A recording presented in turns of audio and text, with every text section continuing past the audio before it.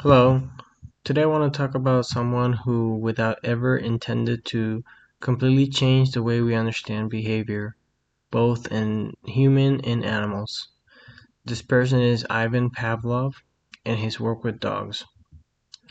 Started more than a century ago and still influences how we train our pets today. Pavlov himself was a Russian psychologist and certainly not a dog trainer. He originally studied digestions in the late 1800s and he was experimenting with how dogs salivate when food is placed in their mouths. But then something strange happened. The dogs started to salivating before the food even arrived. When they heard footsteps, saw lab coats, or heard the sound of a bell. This unexpected reaction led Pavlov to shift his focus. He discovered a form of learning that he called classical conditioning. In simple terms, he found that dogs could learn to associate a neutral stimulus, like a bell, with something meaningful like food after repeated pairings. The bell alone would make the dog salivate.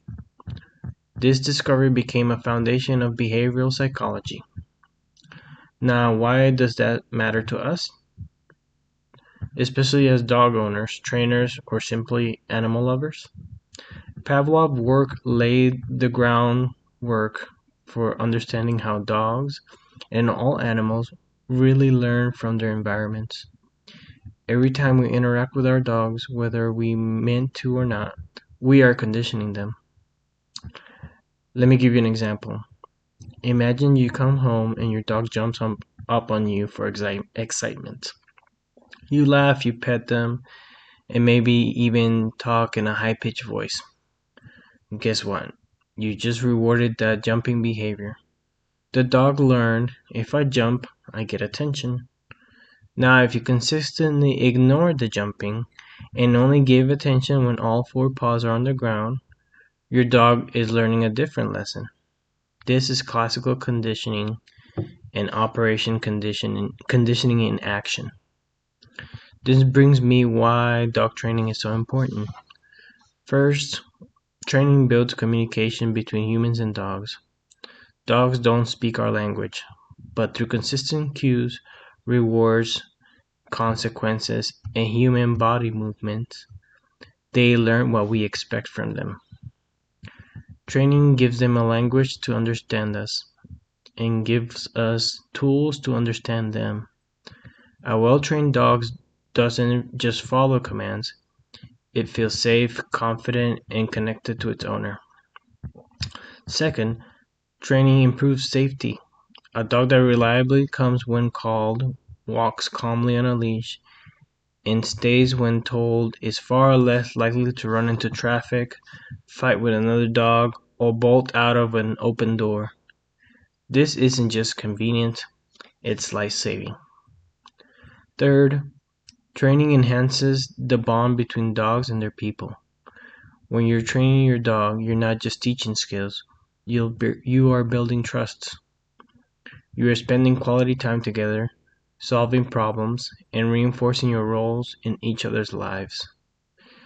It's a relationship, not a dictatorship. Training should always be based on mutual respect and positive reinforcement. This is why Pavlov's legacy is a crucial role. His discovery shows us that behavior isn't random. It's shaped by association and consequence. And if we understand that, we can create a better environment for our dogs to live in. Unfortunately, some people still rely on punishment-based training methods, like shot collar, yelling, leash jerks, believing that they need to dominate their dog. But science tells us that methods often create fear and anxiety and not trust or learning. Pavlov himself showed that the animals can become stressed or even shut down if negative stimuli are overused. That's not training, that's coercion. Positive reinforcement, on the other hand, is backed by decades of research. Is the idea that if you reward a behavior, it's more likely to be repeated. Whether it's a treat, praise, play, or affection, positive reinforcement may makes training fun and effective. It taps into the science that Pavlov helped uncover, and it works. Why do we have dogs in the first place? We bring dogs into our homes for companionship, love, and loyalty. They're not just animals, they're family. But without training, even the sweetest dog can become a source of stress.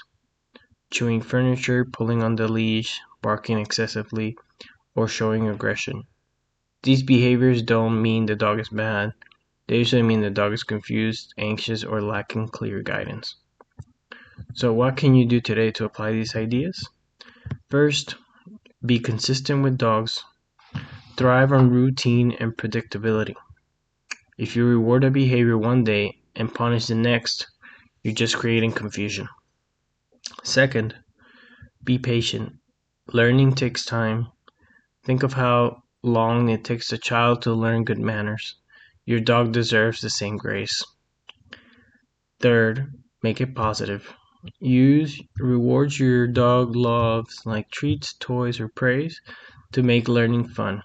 And finally, keep learning yourself. Read books, watch videos, work with professional trainers if you can. The more you understand how dogs learn, the better you'll be to them. Training isn't just about obedience. It's about kindness, communication, partnership, and every well-trained dog is a reflection of a human who took time to understand and take care of them. Thank you.